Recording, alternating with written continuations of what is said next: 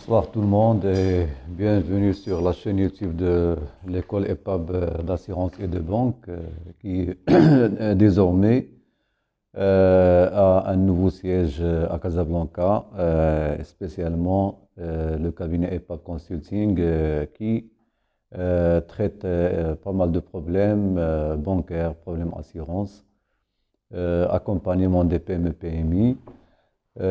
Études de faisabilité, business plan, encadrement, formation, etc. etc. Le thème d'aujourd'hui est un thème très important que j'ai choisi pour vous. Il s'agit spécialement d'une présentation de la loi bancaire au Maroc. Bon, la loi bancaire au Maroc, jadis, elle a été légiférée par un texte de loi qui s'appelle la loi 3403, qui se compose de 150 articles. C'est la loi 3403 relative aux établissements de crédit et organismes assimilés. Cette loi a vu une réforme en 2014 et c'est la raison pour laquelle on appelle désormais la nouvelle loi bancaire, la nouvelle loi bancaire qui porte le numéro suivant, 103-12, instituée par le Dahir du 24 décembre 2014. Laquelle loi se compose désormais de 196 articles. Bon, on va bien sûr se demander pourquoi le volume de la loi a connu une hausse. Il a passé de 150 articles dans la loi 3403 pour devenir 196 articles, c'est-à-dire une différence de plus de 46 articles.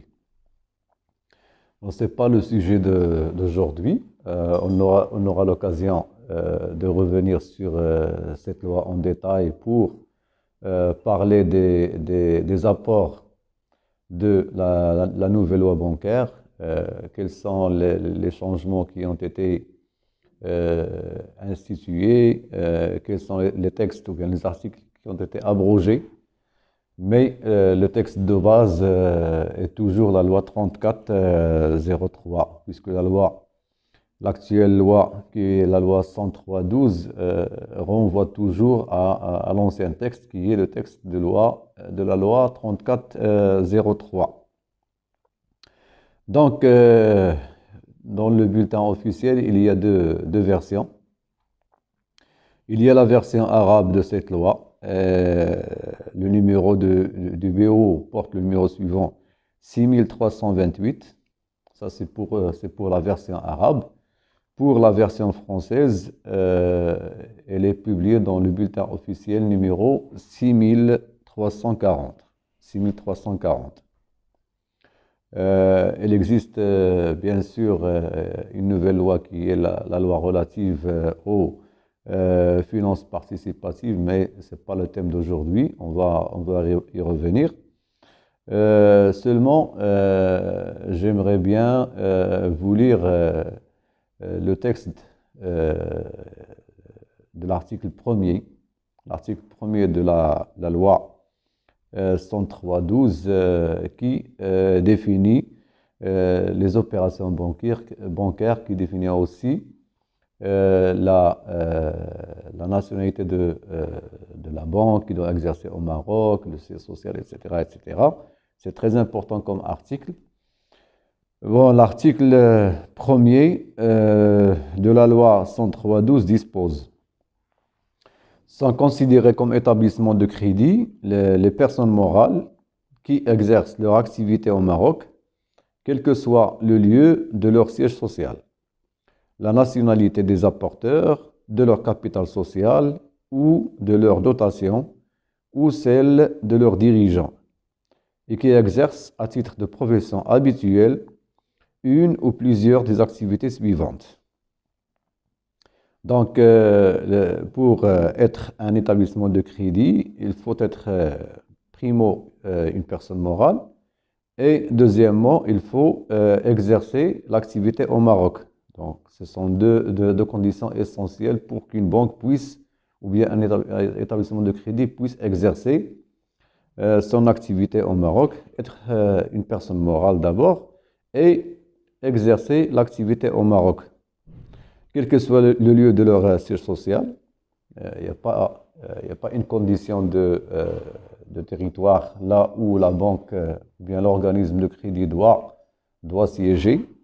Donc, ce n'est pas un problème. La nationalité des apporteurs, elle n'est pas aussi exigée. Donc, qu'il soit marocain ou étranger, l'apporteur peut être marocain, français, anglais, américain. Le capital social aussi, ce n'est pas une exigence pour les apporteurs.